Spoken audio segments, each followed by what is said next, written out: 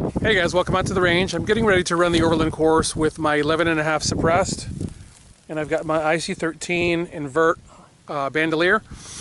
I am at the extreme end of the Overland course, so this is actually down in, that's actually the old range where I used to shoot, and I'm down here where you guys have seen me zero in the past, so that's 100 yards that way. Just slightly over the vehicle here is the actual 100-yard line. And the Overland course has historically begun out there, but I no longer shoot out there. So anyways, I'm going to take the first shot here, first 2 shots. So as usual, it's going to be 2 shots. I'm going for 2 hits, but no more than 2 shots. And then I'm just going to move. And I'm going to track this on my watch and see actually how far this is from here all the way out through the new extended Overland course, back around and back to here.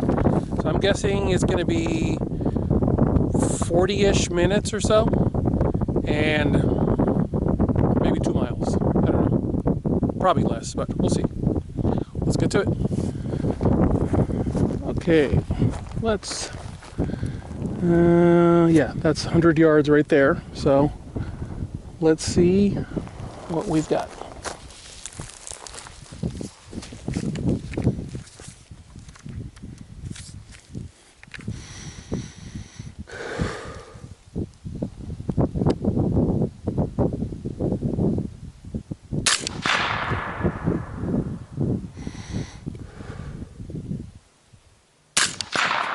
Alright, let's go. I realize that this is a prime opportunity to discuss some things. First of which is, this is a Holosun HS403R that I purchased recently for this gun. Daniel Defense Rock and Lock sights, X300 UB, flipped upside down, locked in at 20-inch pounds, 25-inch pounds, 25-inch pounds, 20-inch pounds. Why do I always use the torque wrench? Because it means that if I have to take this gun apart for any reason, I can put everything back in place, and the dope on the rifle should be exact, because I have precisely used the Fats wrench, Wheeler Fats wrench. So that shot right there is done from the mulch pile over there. Forerunner stays there. Up that hill we go. So yeah, so Wheeler Fats torque wrench, and it's all in inch pounds. It's specifically designed for firearms, and I love it. I've had it for years. It was a gift from Main Point years ago, like 2010, I believe, back when I was a magazine writer, and didn't use it for a long time until a friend mentioned that whenever I build a gun, I need to be using a torque wrench for the inch pounds of sights and optics and whatnot. And I remember going, oh yeah, I've got one. So anyways, yeah, I think the other reason Aim Point gifted those to us was because they were tired of magazine writers stripping threads. So they're like, here, idiot, here's a fat wrench. So anyways, the other thing that I was kind of going through this list of videos that I've got to do, I came upon a conversation about what was it? Doing long shots with basic triggers or something like that.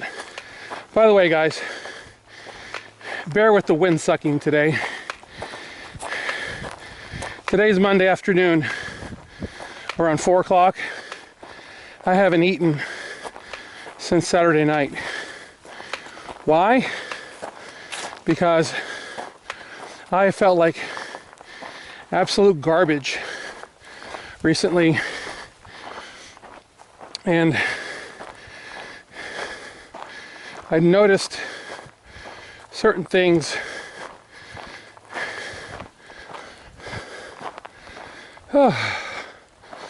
okay, clearly I hate that hill. It is such a tail kicker.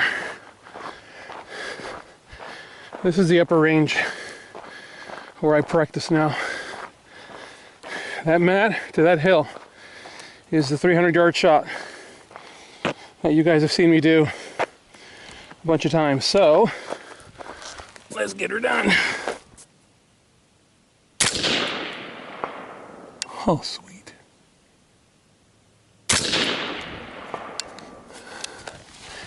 Love it. Suppressed is just a whole nother animal. Actually, I better keep moving. I have a habit of picking up my brass because I don't want it to end up in my tires. But when I'm running the clock, I have to keep moving.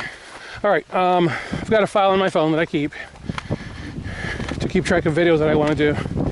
And one of the ones that popped up recently was getting a lot of performance out of basic equipment. Now here is a truth that you guys need to know. You do not need half of what you think you need to get performance out of your gun.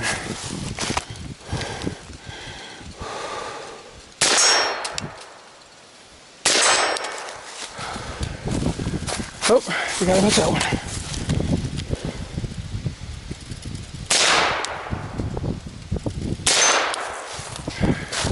I think that first one may have been the tree. I think I've mentioned this before. Whenever I do this course, I don't particularly run it for speed or anything.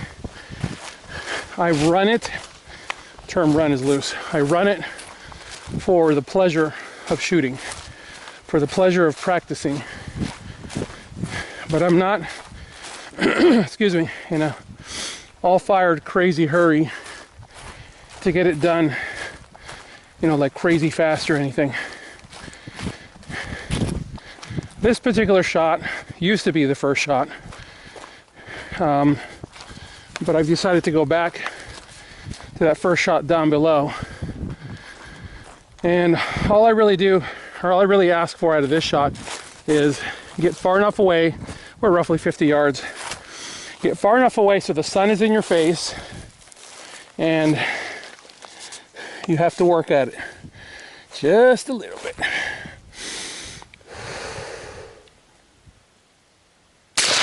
Well, that's a miss. There we go. And just as it broke, I felt it go like that. Today's Monday, about 4 o'clock, I think it is. And I haven't eaten, actually it's 3:32. I haven't eaten since Saturday night. I have been staying hydrated with liquid IV and lemon juice and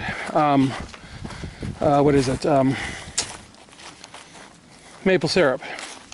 I was going to do agave nectar, but I did some research before I did this, and they were saying that agave nectar, while it is a low glycemic index sweetener, it is stripped because of the process to make it. It is kind of stripped of its minerals and nutrients, whereas maple syrup is a more gentle process. So consider using that. So I was like, dude, done.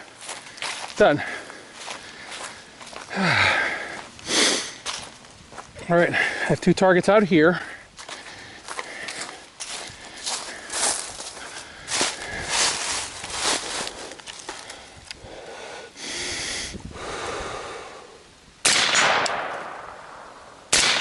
Good center hits. Where's the other guy? Oh, that's going to be an interesting shot.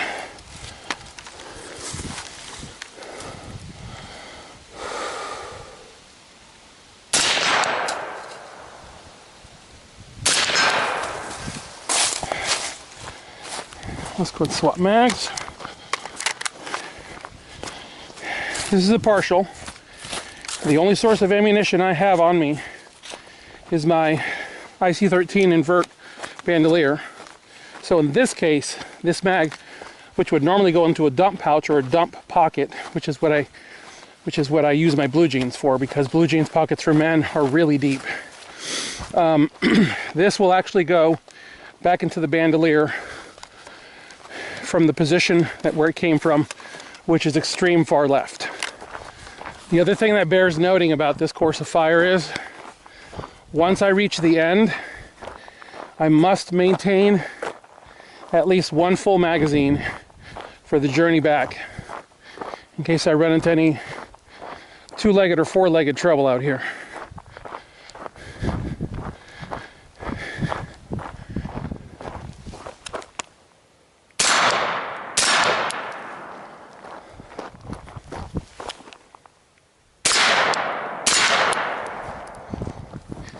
You guys have no idea how much it's eating me up to not pick up those casings. But I've got to keep moving. Good hits, man. Those are like inside of a thumbnail. Woo, that can's getting hot. I can smell it. Whenever I'm moving with the gun, I'll let it go to the sling off to the side like that, because this is how the 2-point sling that I make works really well. It controls your gun for moving purposes, because the vast majority of what we do with long guns isn't shoot them, it's actually carry them. And the Tier 1 Citizen 2-point sling is ideally set for that. All right, guys, I wanted to show you this. See this guy right here? This is a new addition, or a newly moved one. This guy is in the tree. You guys remember there used to be a gong over here somewhere, and I put this guy here, and the reason for that is, and yeah, I know the clock is running, but I wanted to show this. I'll show this to you guys.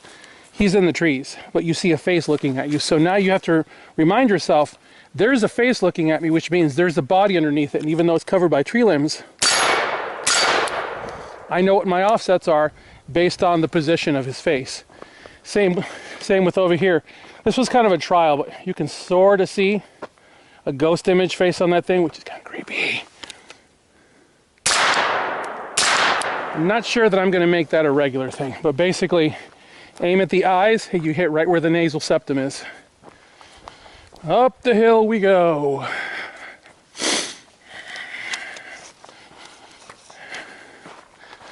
Oh, you know what? I forgot to take a shot at this. 150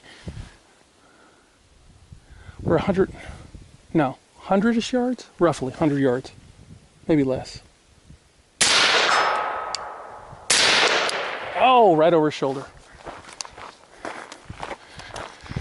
Luckily, there's a fair amount of hill behind him, so it eats up the bullet. For a hill like this, tuck that bad boy behind you so you can get a full pump with your arms.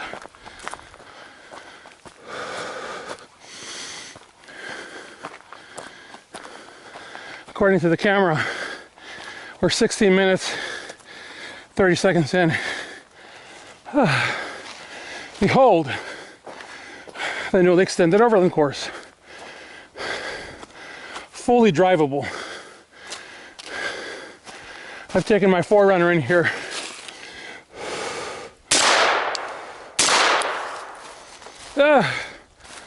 Woof. I should probably point out that as a lefty, every time I fire, the chamber opens and it goes right in my face, right at my mouth.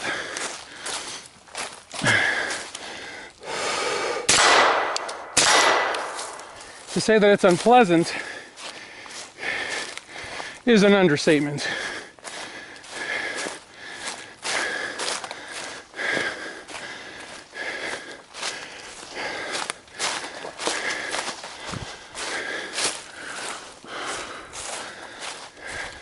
I've driven this course probably 10 times back and forth now. My 4Runner, trying to squash it down to make it more passable on foot, so you can get a little bit of speed out of this.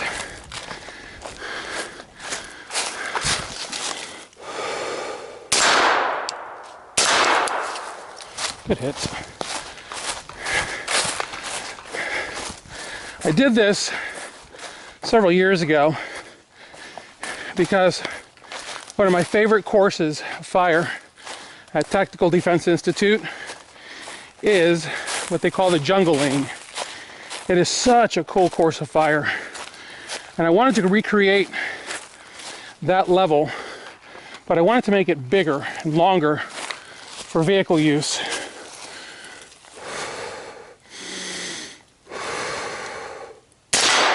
Oh, edge hit. There we go, center hit. Try not to do edge hits because it chips at the target. Oh man, but I am beat up and run down right now from fasting. Ironically, actually I shouldn't say beat up, because ironically I feel really good.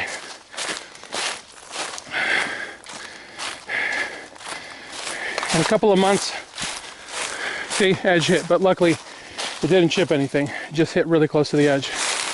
Anyways, in a few months' time, I'll be 52, and fasting for a couple of days, it's amazing what it'll do for you, for your joints. You come out and do this course of fire a couple times. Oh, totally forgot about that guy.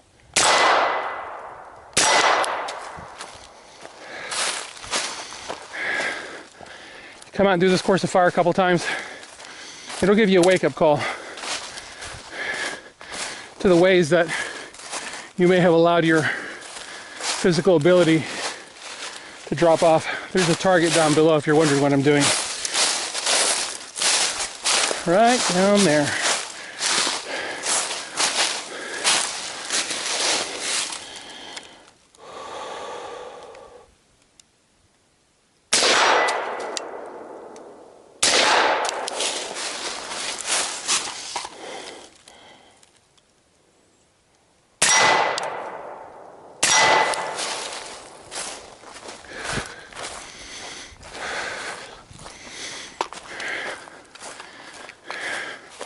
Those are two contact shots. Look at that. They're actually touching one another. Not too shabby for a short-barreled rifle with a suppressor. And by the way, if you don't understand what the deal is, suppressed guns, especially shorties like this, get a lot of turbulence off that can, which is hot enough right now to take skin off.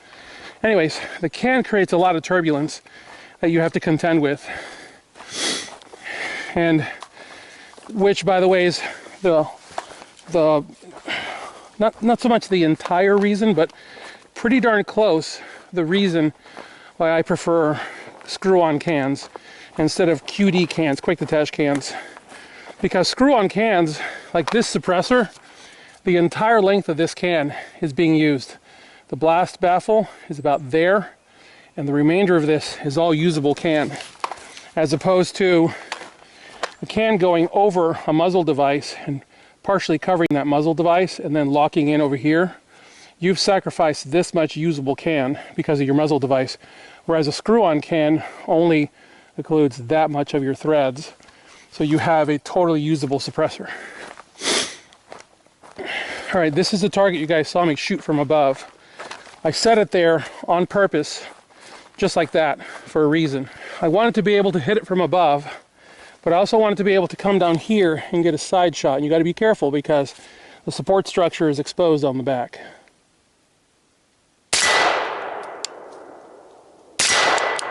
So these shots have to be very slow and very precise. They end up being kind of like smear shots. See how you can distinctly see the bullet? There and there, the smears of the round, and they just end up harmlessly right there. I think for this video I'm probably going to call it the ballistic hike, because when you do this on foot, that's really what it is. I'm kind of curious to see how the round count's going to turn out on this, because you have to make it all the way through and then make it all the way back. Meaning you move, you go a certain distance, you shoot the target again, you move, turn around, shoot the target again. So I'm kind of curious to see what my round count's going to be.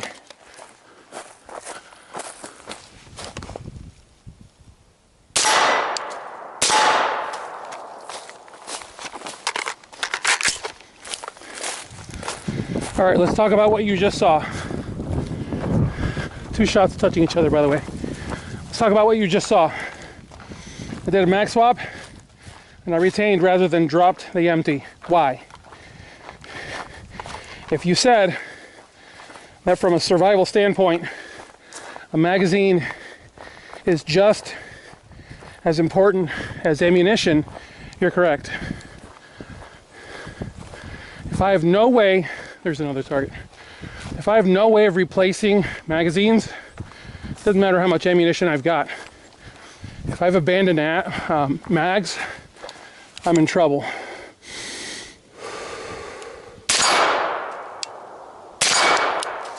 That was a little bit high. I'm trying not to hit those bolts. I heard 2 hits. Where's the other? Oh, it's literally right underneath the bolt. So it actually hit the edge. All right, I'm sorry. I didn't mean to do it.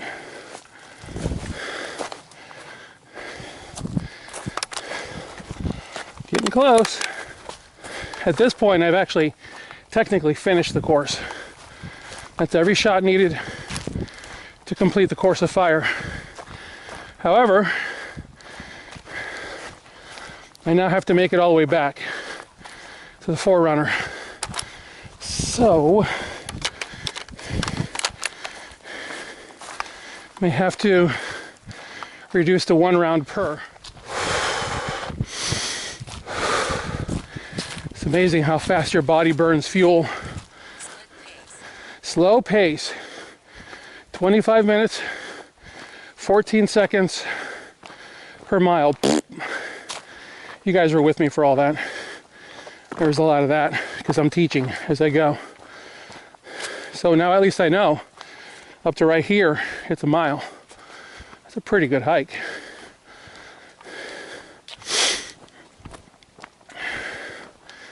Let's see here. 1, 2, 3, 4, 5, 6, 7. Do I have 7 rounds? Do I have 7 rounds? 1 the gun. Oh, dude, yeah. I think we're good. Because I don't want to violate that last mag I was telling you guys about. This hill's kind of on the slick side. I've been driving it a lot lately. And my friend Colton from Clearview Land Services came up here a couple weeks ago with his Mini X with a thumb and plucked out all those trees so I could drive through the course. Which is nice because it makes target maintenance so much easier now. I can drive through pretty much up to every target now.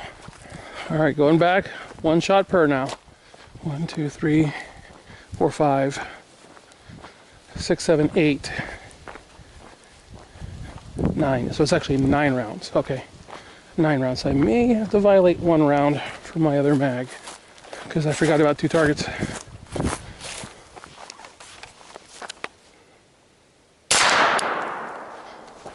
In between the eyes, hit the nose.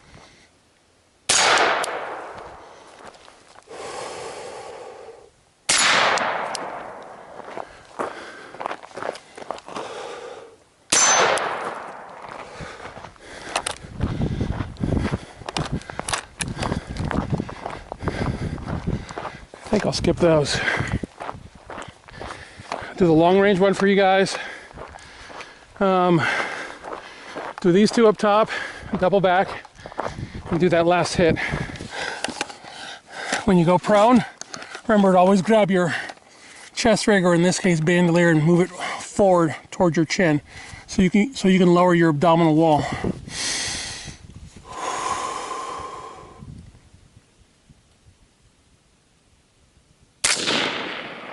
Oh, sweet. Would have sucked if I'd missed that. I'm pushing it because the edges of my vision are clear. I've had enough electrolyte and or heat injuries that I know what those feel like. This is just mildly run down. I'm not eating.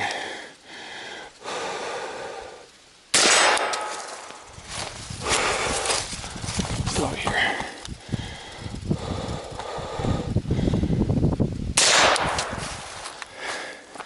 You know what? I can spare 2 rounds. Rice patty squat.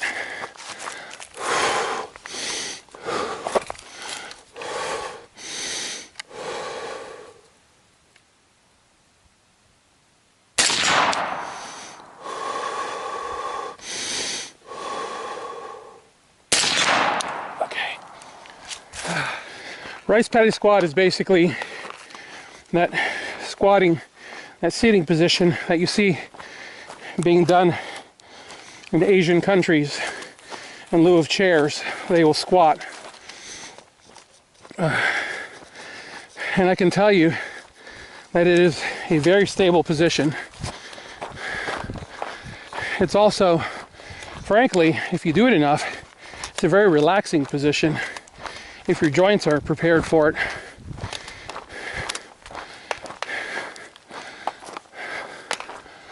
And as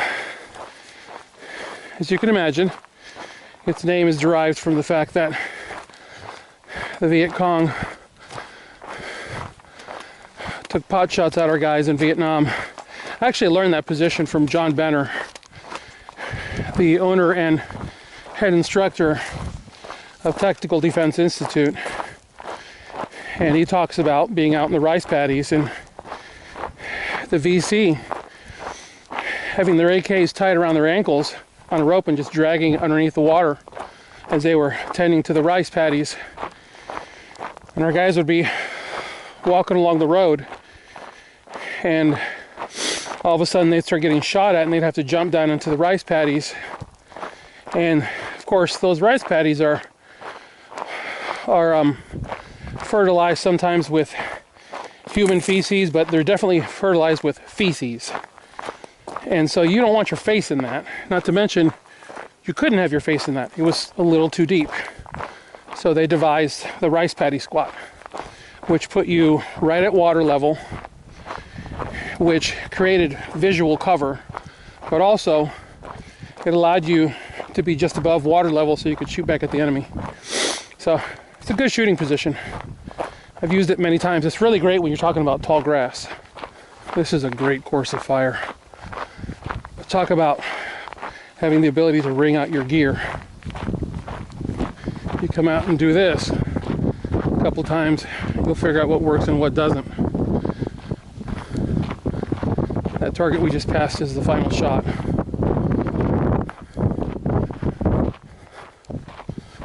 I'll give that one 2. I'm working up a slight headache, and I don't know if it's because I need more electrolytes or because I've been breathing the garbage that comes out of the chamber.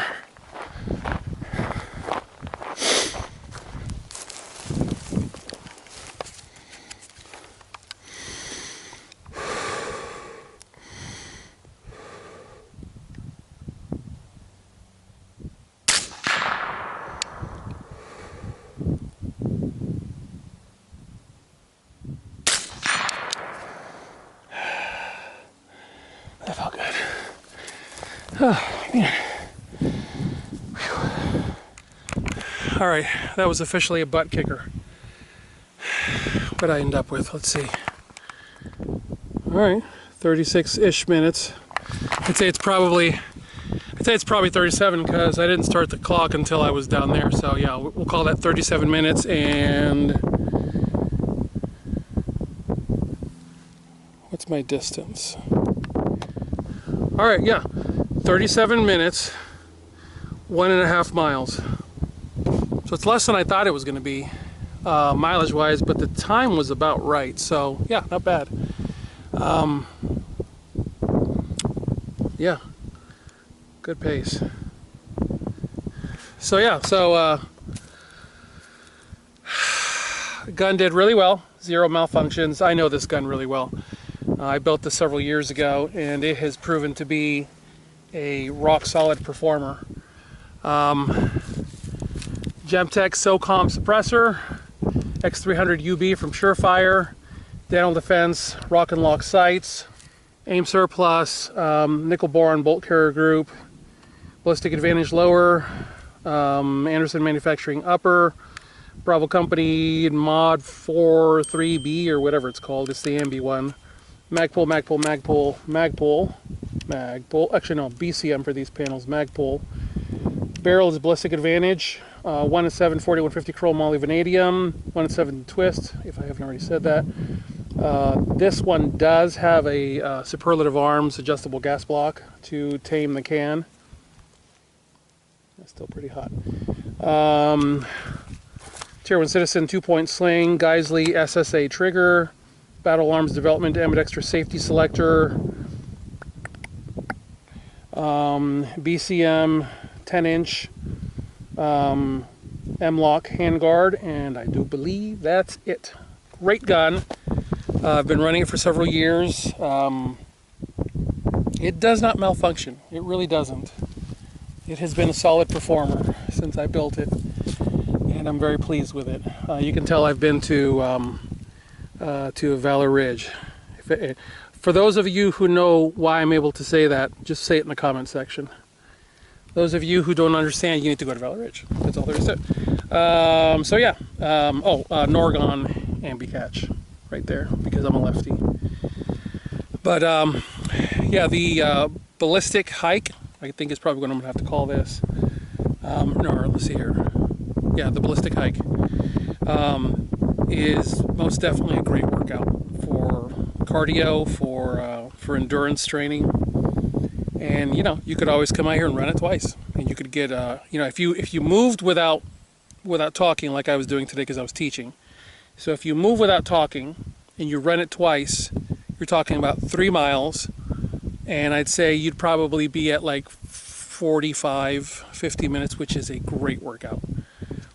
Because when I go to Enterprise South here in Chattanooga, which is an old military installation, this is where they had the magazines for ammunition, the subterranean magazines for ammunition. I will hike 3 miles non-stop. I forget what the time is on that, but I will speed hike 3 miles, and I love it. It's really relaxing. And with that, I'm gonna let you guys go. As always, I thank you guys for your support of tier1citizen.com with your donations and your sling purchases. As always, thank you for watching. God bless you all. Get those guns out in practice. Have a good one.